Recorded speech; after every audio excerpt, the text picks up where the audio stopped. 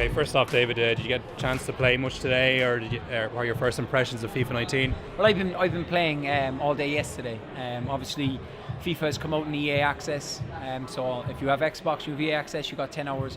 So I managed to play a few hours yesterday. I haven't been able to play much tonight, which is unfortunate because there's a few people. Kevin De Bruyne wanted a game, Zaha wanted a game, so I've not been able to, but we're going to play on the pitch. But I'm really enjoying it. It's very good. Stuff. And you're probably an anomaly in football in that you're like this massive YouTube star as well. Is there any other players that have like similar accounts to you, or? I don't believe so. Yeah. I don't look if as we do this interview, and when you release it, somebody might say, "Hey, look at me." Fair enough. But at the moment, I know Raheem Sterling is starting a YouTube channel. I do know that. Raheem will blow me out of the water, which is fine. Obviously, he's a global superstar, so fine. No, you're a fairly good base there. I have a good base, but Raheem, you can do your thing. Just leave me off on the side. No, but I think I'm a niche in the market. Yeah. Because I think Raheem's going to do more football, whereas I'm kind of FIFA based. I've done the odd bit of vlogging, which I'm not really comfortable doing because it's kind of weird walking around in public holding a camera. But but niche in the market. People find it entertaining. They find it funny. It just came about by somebody said like, "Oh, could you post a video on YouTube?" Because I wanted to watch it, and then I posted it, and then one thing led to another. And now I have 300-something thousand subscribers. And is there money in it? That's what I want to know. Well, do you know what? I did actually make money, and I downloaded it. I would say I donated it to the women with the breast cancer in Hull. I donated a good few thousand to them, so they were well chuffed. Obviously, spoken in the past, my mother had breast cancer, so I just felt it was the right place to give it to them because I do it for people. Some people find it entertaining. Some people don't like it. Fine, you don't have to watch. There are some people who do find it interesting. So hopefully we will hit 1 million, so I can get my shiny little gold plaque, and then I can retire. Did you get one for 100,000? Did you get one for 100,000? I got 100. Got 100. But somebody bet me I couldn't get 100,000. One of my buddies. So when I got 100, I went, "What's next?" And they were like, "Oh." So I was talking to a few YouTubers I know on the FIFA scene. They were like 1 million. I was like, "Oh." So I thought it's a big step. Yeah. But I said once I got the gold plaque, I'd retire.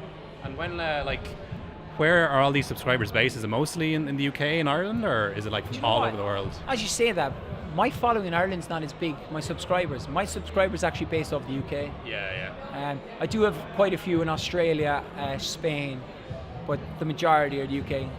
I need to tap into the old Irish market. Yeah. Of course, you were supporting your father a lot this season in the hurling. Like, what was that like, going back and forward and cheering from the stands and all that kind of thing?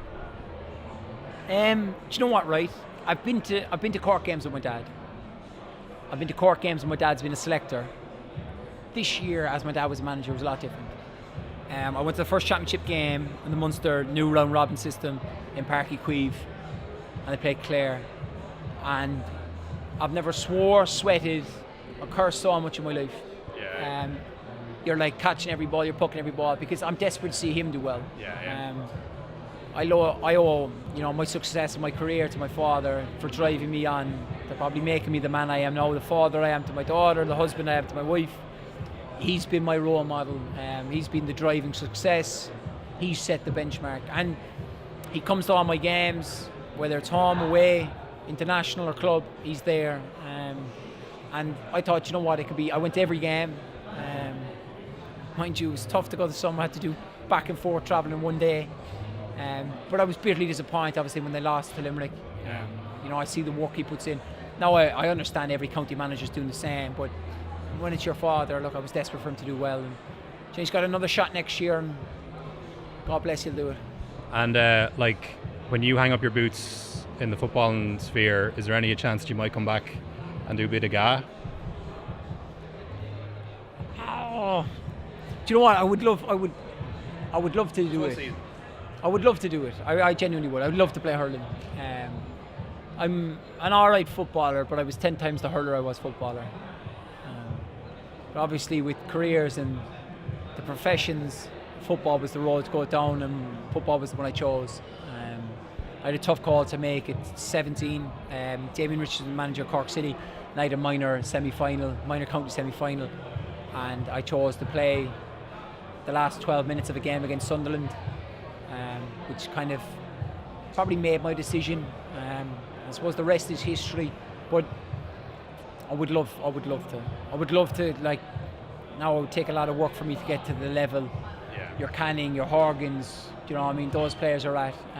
But at club level, he could be good though. I'd like to think I could move. I can strike off the left. My buddies from home that I grew up with, that was very successful with the Blackrock team, still say I can't puck off me right. So I'd probably spend a few hours in a handball alley. I see you're doing a bit of presenting there for the show. Is that something you might want to get into, like our punditry? I know like there's a lot of ex-Irish internationals that are pundits now. Is that something that you think about? Do you know what, right? My wife, to be fair, was a bit more clued on than I am. I kind of live day by day. She's kind of saying, what are you going to do after football? I started my coaching badges in the summer. I've nearly completed my B licence. Do you know, like, I've done a bit of hosting tonight. I've done the YouTube. I'm just kind of, I said there, I'm a free spirit. I'm not tying myself down to anything. Who knows?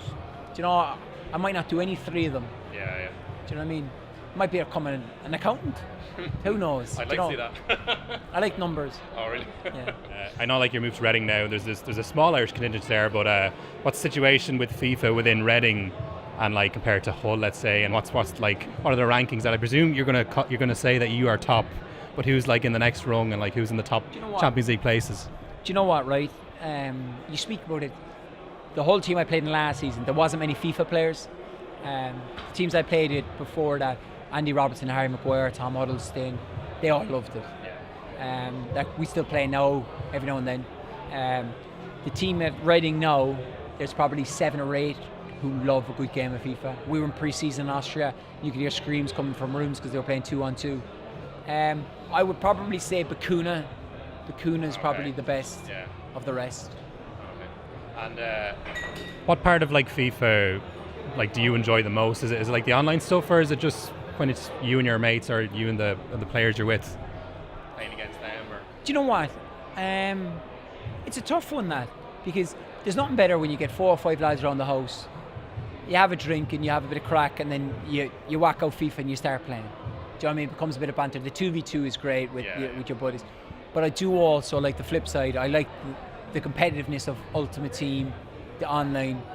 Like, most people don't know, but I was very close to actually qualifying for the tournaments, 2 tournaments last year. I missed out by like 3 wins in qualification. So imagine like a professional footballer, actually, like people kind of say like, well, you're nearly a professional FIFA player. And my wife would disagree. And is that probably a goal then, is to like qualify for one of those? But even if I qualify, I can't go because we have games on those weekends. Oh yeah. But I would love to qualify. I would love to qualify to say, cheers lads, I can't come. Yeah. Do you want to kind of get at that level? But at the start of every FIFA, I set out for top 100 weekly, top 100 monthly, and then the dream of 40 and all, winning all your games. That was obviously, now it's changed to 30 games, but last FIFA 18, was the first time I did 40 and all. Yeah. And that was huge. I had like 10,500 people watching me on Twitch. So. And just to go back to FIFA again, your rating for this year, are you happy with it, or is there any qualms? Do you know what? Everyone always asks me about the rating. Look, your rating is not far off what you should be. Yeah. Let's not start thinking we're all Cristiano Ronaldo and Neymar. Let's, like, do you know what I mean? Let's hold up a bit.